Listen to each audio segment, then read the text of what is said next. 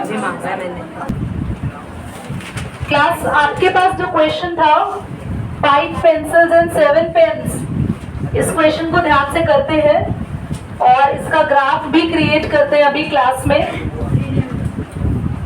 तो जिन बच्चों से हो गया था दैट्स टू गुड, जिनसे नहीं हुआ था वो ध्यान से इसको समझेंगे। 1 मिनट पॉज करें बेटा। नहीं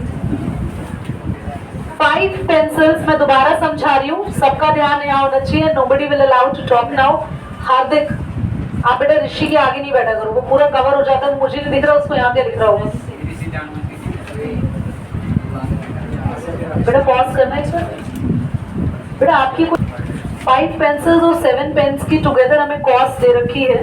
द कॉस्ट इज 46 नहीं 50, और 7 पेंसिल्स और 5 पेन्स की कॉस्ट है 46। Find the cost of 1 pencil and 1 pen. देखो मैंने आपको बहुत बार बोला है, इस एक्सरसाइज का एक मेन रूल यही है, जो हमें फाइंड करना होता है वही हम लेट करते हैं। Don't set like that. जो हमें फाइंड करना होता है वही हम लोग लेट करते हैं। इस आगे इस पर लड़का नहीं है, समझ रहे हैं? ये उसके कानों में कुछ गुनगुना दो।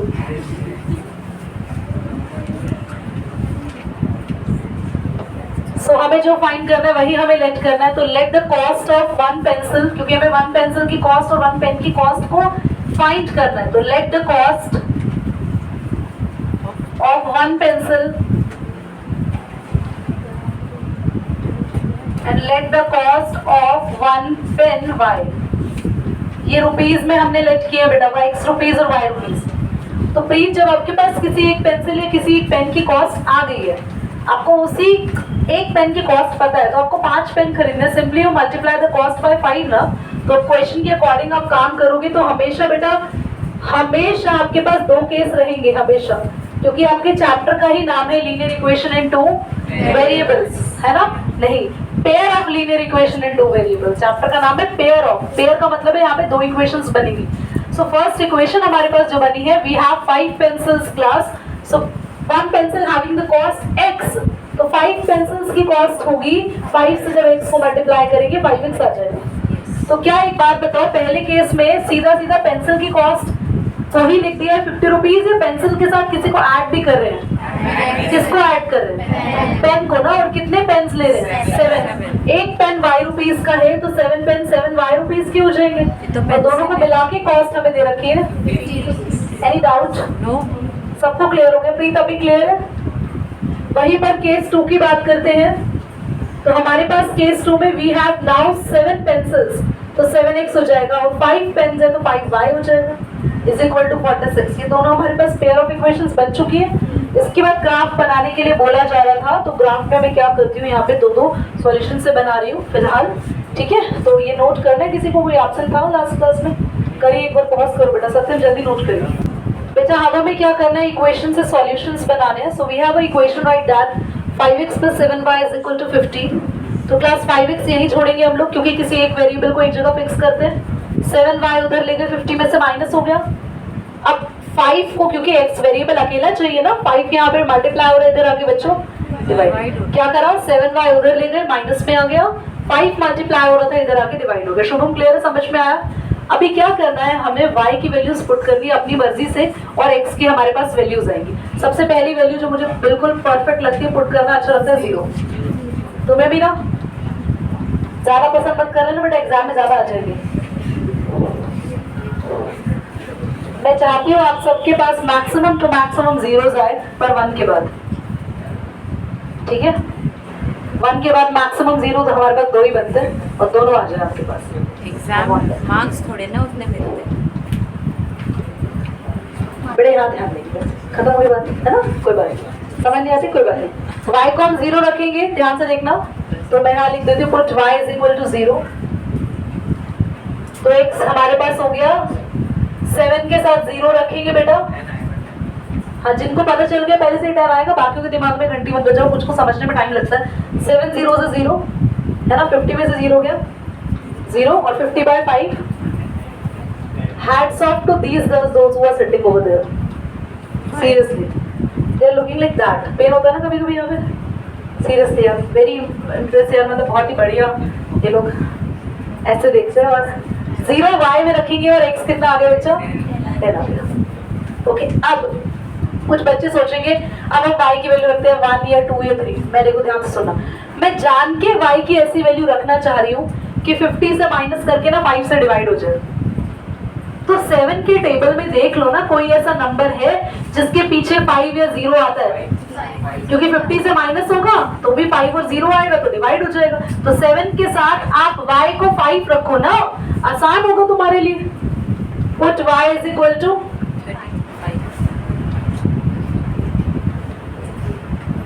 तो 7 5 सर 35, 50 में से 35 गया 15 बाय 5, बेटा x कितना आ गया 3।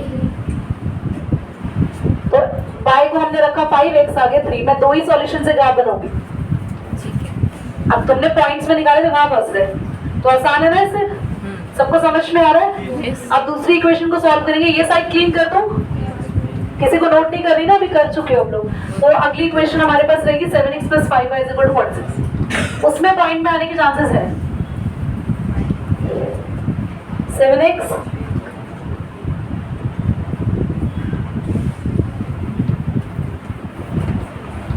= 46, ठीक है। तो हमारे पास रहेगा 7 5y को छोड़ो यार, 5 से डिवाइड करना आसान रहता है। तो कितना आएगा,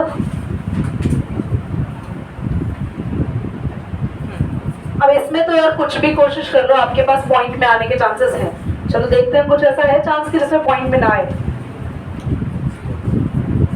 3 पुट करो, 7 3 से 21 होता है, 7 3 21।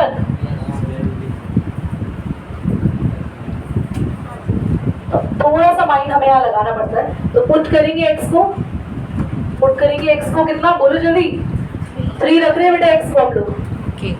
ये मुझे ऐसा प्लान याद नहीं था, पर मैंने दिमाग कैसे लगाया कि मेरे को 5 से डिवाइड होने के लिए ऐसा नंबर चाहिए ऊपर जिसके पीछे 0 आए या 5 आए। तो मैंने देखा 46 है ना, ध्यान से देखना मैं अपने माइंडसेट को कैसे यूज करती हूँ। 6 में से क्या माइनस करें कि 5 आए, तो 6 में से हम लोग अगर माइनस करेंगे 1 तो 5 आएगा, और 7 से मल्टीप्लाई करने पे टेबल में कौन सा नंबर है जिसके पीछे 1 है, तो वो 21 है। तो मैंने 7 3 21 लिखा। जिनको समझ नहीं आया तो वो अपने आप रैंडमली ट्राई करके देखते रहना, मेरा ये लॉजिक है, मैं ऐसे सोचती हूँ अप्लाई करने के लिए। और कोई नंबर है जिसमें 1 आ रहा हो, 7 8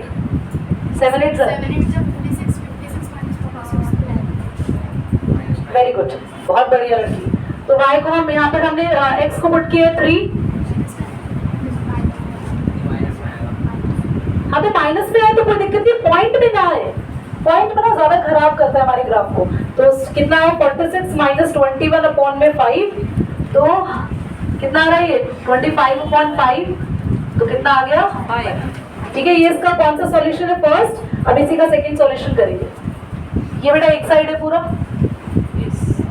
पहले ये सारा नोट करेंगे, फिर ये वाला नोट करेंगे। इसी का सेकंड सॉल्यूशन आ रहा है, पुट x = क्या पुट करेंगे 8। x को 8 रख रही हूँ बेटा मैं। अब 7 8 56, 46 में से 56 गया, कितना बचा -10, तो कितना आया -2, y आ गया। तो हमारा इसका जो बॉक्स बन रहा है वो बॉक्स में एक्चुअली बनाना नीचे था, और ऊपर बना रही हूँ, तुम लोग बाद में बना लेना इसको। तो हमने पुट किया, x को आया है y, x को क्या रखा पहले 3, y कितना आया बोलो 5, और x को रखा 8, y कितना आया -2। आगे ना मैंने कॉलम्स, अभी ग्राफ बनाएंगे इसके, जल्दी नोट करिए, पॉज करिए। Very good. So we are going to make a graph here today, ठीक है, स्टार्ट कर रहे हैं। और उसके बाद ग्राफ पेपर अगर है तो साथ साथ आप बना लीजिए, और अगर आप लोगों के पास ग्राफ पेपर नहीं है तो घर पर आप बना लेंगे। और नेक्स्ट क्लास में दोनों ही क्वेश्चंस में ग्राफ पे चेक करूंगी, आपको लेकर आना ट्यूशन में ग्राफ पेपर करके। तो सबसे पहले आप लोग ध्यान से देखो आपके नंबर्स कहाँ तक जा रहे हैं। मैक्सिमम सबसे बड़ा नंबर क्या है 10 है, वो भी x पे है ना। तो आप कोशिश करो कि आप ऐसे बनाओ इसको, लाइन को थोड़ा सा इधर बना रही हूं मैं, और y पे नेगेटिव नंबर है कोई नहीं, x पे नेगेटिव तो कोई है नहीं ना, तो बहुत छोटा सा लो, इस तरह चलेगा। देख रहे हो, यहाँ नंबर की जरूरत ही नहीं ना, x पे -1 -2 बहुत है, कोई दिक्कत ही नहीं, आदत जाना ही नहीं है। 1 2 3 4 5 6 7 8 9 10। Class, this is x dash y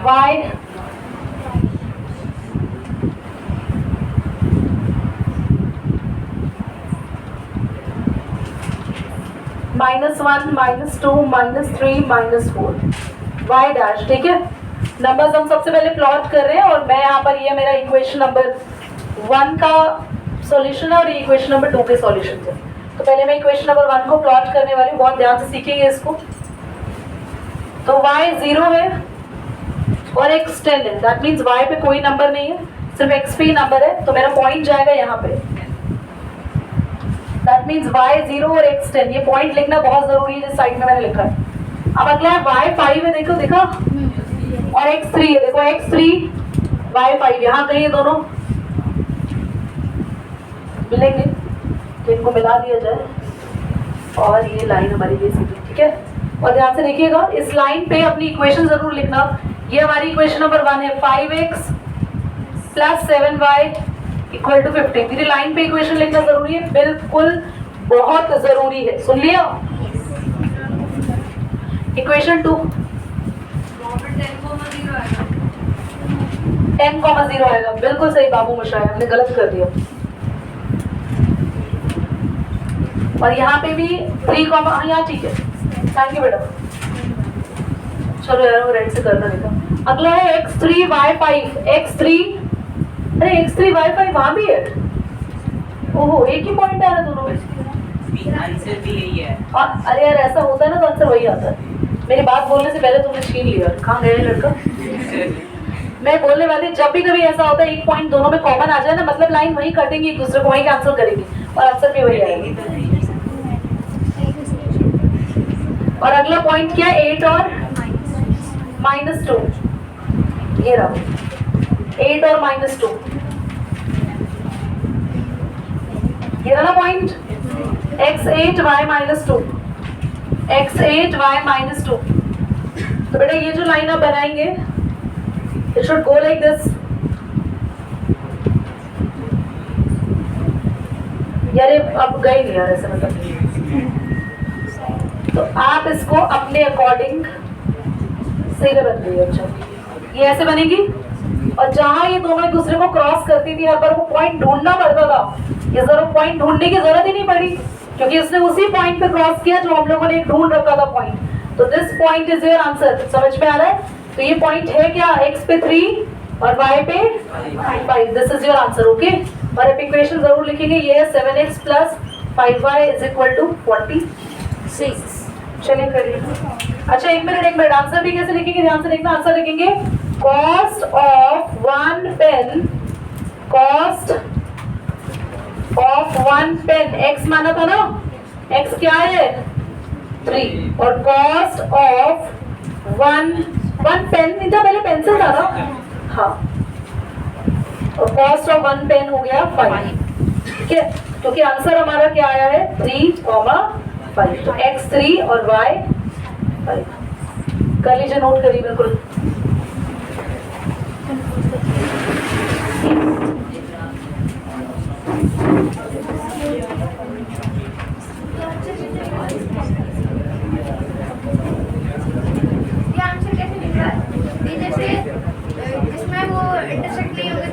तुमने बना लिया? अगर इंटरसेक्ट नहीं होंगे तो वो जो पॉइंट होगा ना, जहाँ वो इंटरसेक्ट कर रहे होंगे, जहाँ भी कहीं इंटरसेक्ट कर रहे होंगे, उस पॉइंट से x को मिला देना, उससे y को मिला देना। यहाँ तो ऑलरेडी अगर हम पुट कुछ और करेंगे तो हमारा आंसर यही आएगा, तब भी यही आएगा। देखो अगर मान लो आपने कोई और पॉइंट पुट किया था, पुट कह रहे थे, अगर मान लो तुमने कोई और पॉइंट पुट किया होता ना, तो ये दोनों लाइन है ना क्रॉस तो यही करेंगी बेटा, चाहे वो पॉइंट आपका यहाँ हो या यहाँ हो, आपने जो पुट किया हो। इन दोनों लाइन के पैटर्न सेम बनेंगे। हो सकता है आप ये वाला पॉइंट ढूंढो या ये पॉइंट ढूंढो, क्योंकि एक बात ध्यान से सुनो, ये दोनों जो लाइन आपने बनाई है, इन दोनों लाइन पर क्या यही पॉइंट्स है जो आपने ढूंढे हैं? लाइंस पे तो बहुत सारे पॉइंट है, कहाँ कहाँ है, मैं ग्रीन डॉट से बना रही हूँ, ये भी हो सकता है, ये भी हो सकता है, ये भी हो सकता है, ये भी हो सकता है, ये भी हो सकता है, ये सारे पॉइंट हो सकते हैं बेटा। पर लाइन आपकी ऐसे ही बनेगी जैसे मैं बना रही हूँ, पॉइंट्स अलग अलग चूज आप कर सकते हो, और जब लाइन ऐसे ही बनेगी तो क्रॉस भी यही करेगी। तो आप चाहे कोई भी अलग सॉल्यूशंस ढूंढो, आंसर तो यही है, ठीक है। और कभी कभार ऐसे होता है, देखो जैसे हम इसको मिला रहे हो, ये 3 पे ना जाके 2.9 पे 2.8 पे आ रही हो, तो नियर बाय क्या है 2.9 to 2.83, you should write the answer 3। समझ में आया? समझ आ गया मन में? On comparing the ratios, find out the whether the following pair of linear equations are consistent or inconsistent. याद करो कि मैंने जब टेबल बनवाया था तो मैंने साफ शब्दों में बताया था, इंटरसेक्टिंग लाइंस जिनके यूनिक सॉल्यूशन होते हैं, अभी ग्राफ बना ना, यूनिक सॉल्यूशन एक जगह क्रॉस कर रही है, कंसिस्टेंट होती है। क्वेश्चन नंबर 2 करना है। क्वेश्चन नंबर 2 ही तो बोला है मैंने थोड़ी तेज इंग्लिश पढ़ दी बेटा। पैरेलल, कोइंसिडेंट और इंटरसेक्ट करने के लिए वो थर्ड है। On comparing the ratio, find out whether the pair of linear equations are consistent. ये थर्ड है। मैंने थर्ड पढ़ दिया बस, कोई बात नहीं, फर्स्ट सेकंड पढ़ लेते हैं। तो आप करने का तरीका दोनों का सेम है, चाहे हमें सेकंड बोले चाहे थर्ड बोले। ध्यान से सुनो, मैंने आपको बताया था अगर लाइंस एक ही पॉइंट पर एक दूसरे को इंटरसेक्ट कर रहे हैं, दैट्स द इंटरसेक्टिंग लाइन। और जब दो लाइन एक दूसरे के ऊपर ओवरलैप कर रही है, कोइंसिडेंट लाइंस जिनके मैनी सॉल्यूशंस होते थे। और जो दो लाइन एक दूसरे को कहीं कट नहीं कर रही, पैरेलल लाइंस, और उनकी कोई सॉल्यूशंस भी नहीं आएंगे, नो सॉल्यूशंस। याद है आप लोगों को? और रेशोज भी मैंने आपको बताए थे, तो मुझे रमीज बताएंगे। रमीज फटाफट से, इंटरसेक्टिंग लाइन के रेशोज क्या है? A1/A2 आ रहे बिना देखे, A1/A2 इक्वल है अनइक्वल है? बेटा देख लो, बेटा आराम से घूर लो, मैग्नीफाइंग ग्लास और ले लो। कोई बिना देखे बता सकता है? अब सबने देख लिया रहने दो। बोर्ड पे देख लीजिए सभी।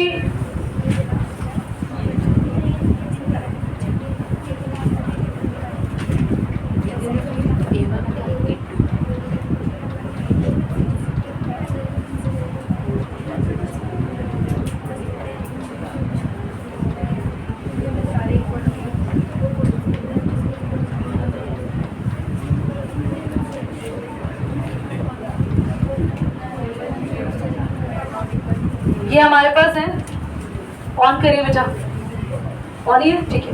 तो हमारे पास फर्स्ट इक्वेशन है 5x - 4y, बोलना भावना। 5x, क्वेश्चन नंबर 2 का फर्स्ट पार्ट, 5x - 4y + 8 = 0। हाँ। Second equation 7x + 6y plus नहीं -9। थैंक यू बेटा। इक्वेशन रेडी है? तो हम अभी सभी के रेशोज निकालेंगे। तो हमें यहाँ पे रेशो निकालने, A1/A2 हमारे पास होगा 5/7, 5 और अपॉन में 7 आएगा, क्योंकि A1 है और ये A2 है।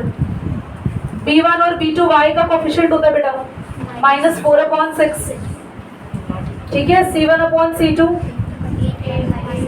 मुझे नहीं लग रहा कुछ भी इक्वल आ रहा है, ये कैंसिल जरूर हो रहा है, तब भी -2/3 कुछ भी इक्वल आ रहा है। ठीक है, अंडरस्टैंड है। पॉज करें सर, ध्यान से देखिए, तीनों रेशियोज को देखोगे, A1/A2, B1/B2, C1/C2, तीनों अनइक्वल आ रहे हैं। तीनों अनइक्वल आ रहे हैं ना? तो बेटा तीनों अनइक्वल आ रहे हैं, तो अब यार ऐसा तो कोई केस ही नहीं है।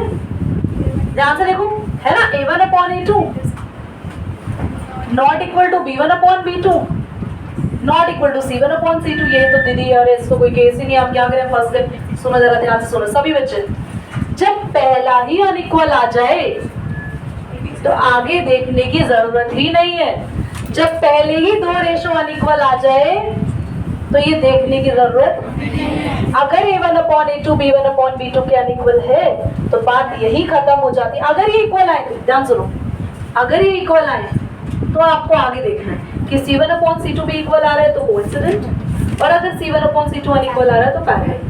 पर अगर यही दोनों अनइक्वल आ जाए तो आगे देखना ही नहीं है, सीधा लिखना है लाइंस आर इंटर और इंटरसेक्टिंग लाइंस। बेटा वैसे क्वेश्चन ने पूछा नहीं है, मैं एक्स्ट्रा लिखवा रही हूँ। इंटरसेक्टिंग लाइंस के लिए साथ साथ आप लिखेंगे दे हैव यूनिक, एक जगह क्रॉस करेंगी बेटा ऐसे, यूनिक।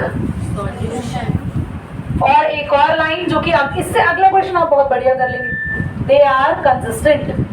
क्योंकि सिर्फ और सिर्फ याद रखना, सिर्फ ये इनकंसिस्टेंट हो गए, पैरेलल लाइन का कोई सॉल्यूशन नहीं आता। इनका यूनिक, इनके मैनी, इनका एक ही सॉल्यूशन है और इनका मैनी, क्योंकि आ तो रहे ना सॉल्यूशन दोनों का, दोनों कंसिस्टेंट है। इनका कोई सॉल्यूशन नहीं आएगा, तो थर्ड वाले इनकंसिस्टेंट होते हैं। इनका इंटरसेक्टिंग लाइन कैसे हुई, दे आर करिए, पॉज करिए, फर्स्ट पार्ट बोलना। ये 3x plus 2y 6x minus 3y है।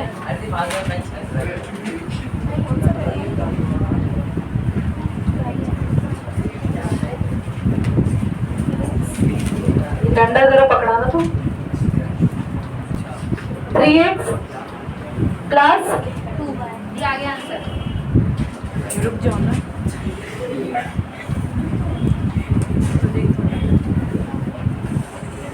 वेरी गुड टाइम में बेटा, very good. 2x minus 3y is equal, अभी बस एक बार हम ये करा के पॉज करते हैं, आपसे बात करें। 2x minus 3y is equal to 7। अभी बात करेंगे आपसे, बहुत बढ़िया, आपको प्राइज देंगे। तो यहाँ पे हम a1/a2, b1/b2, c1/c2 के रेशियोज निकालेंगे। गुड, अगर आपसे हो गया करना वही था क्वेश्चन नंबर 2 की तरह ही। तीनों रेशियोज निकालकर अगर आपके पास रेशियोज फर्स्ट और सेकंड वाले आ रहे होंगे, यानी यूनिक सॉल्यूशन और मेनी सॉल्यूशन आ रहे होंगे, तो कहेंगे कंसिस्टेंट है। और अगर ये आ गया गलती से फर्स्ट टू सेम, सेकंड वाला अलग है, c1/c2 अलग है, दैट मींस इनकंसिस्टेंट। बस ये ध्यान रखना है। तो बेटा ध्यान से देखेंगे, a1/a2 3/2 है, b1/b2 2/-3 है, c1/c2। देखो आप लोग है ना, सबको मत कंपेयर करो, आप बस पहले दो ही देखो। सबसे पहले a1/a2 ही इक्वल नहीं आ रहा b1/b2 के, क्योंकि 3/2 इक्वल नहीं हो सकता -2/। और अगर पहला ही केस आ गया, इंटरसेक्टिंग का मतलब होता है, दक्ष इंटरसेक्टिंग का मतलब क्या होता है, यूनिक सॉल्यूशन या मेनी सॉल्यूशन, यूनिक सॉल्यूशन। और यूनिक सॉल्यूशन सिमिलर कंसिस्टेंट और inconsistent, consistent. That means they are the above equations are consistent, the above equations are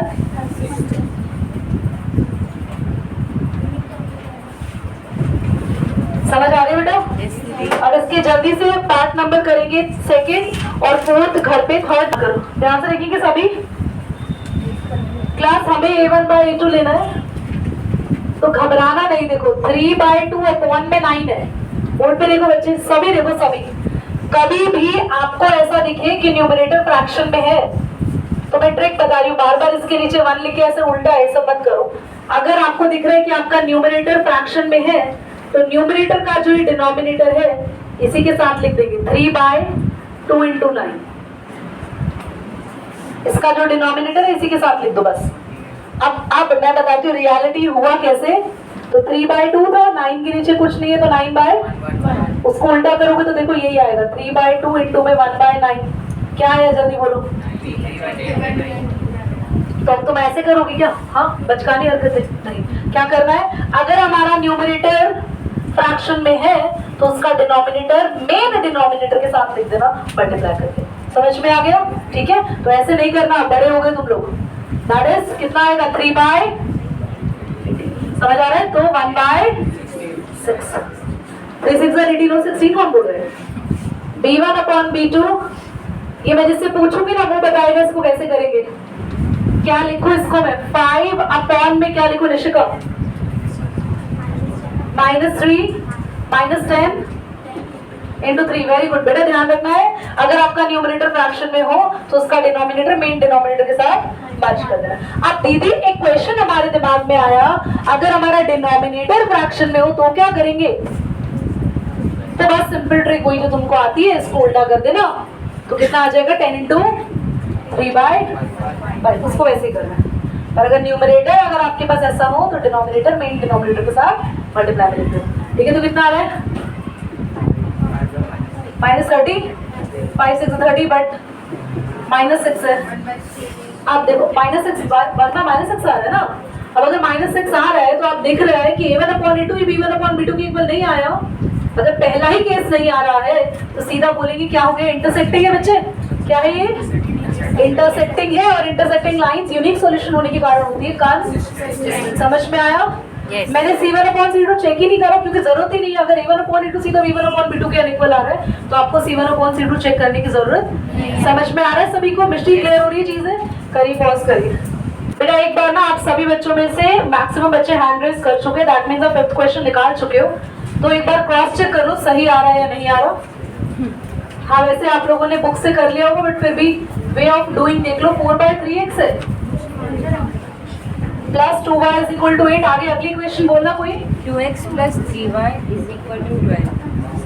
is equal to 12. Board पे लिखेंगे सभी। कुछ टीचर्स ऐसा कहते हैं, कुछ टीचर्स, कि जब भी आप इक्वेशंस को सॉल्व करो कोशिश करो कांस्टेंट को यहाँ ले लो, ऐसा कुछ टीचर्स कहते हैं। सुन तो लो,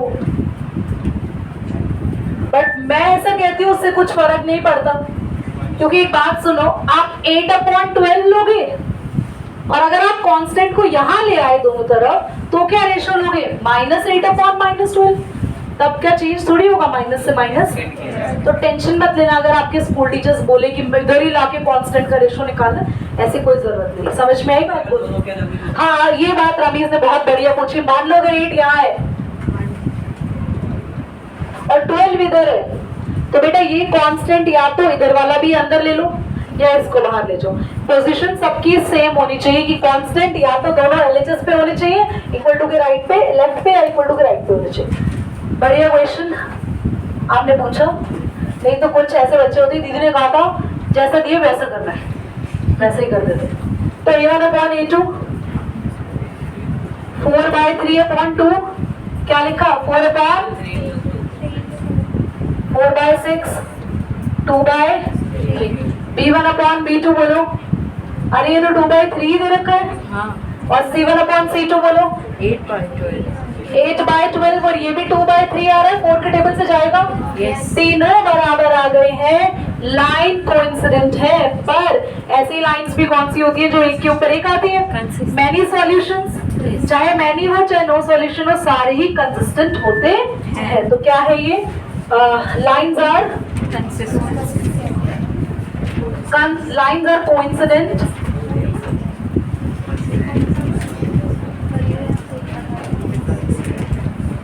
hence they are consistent.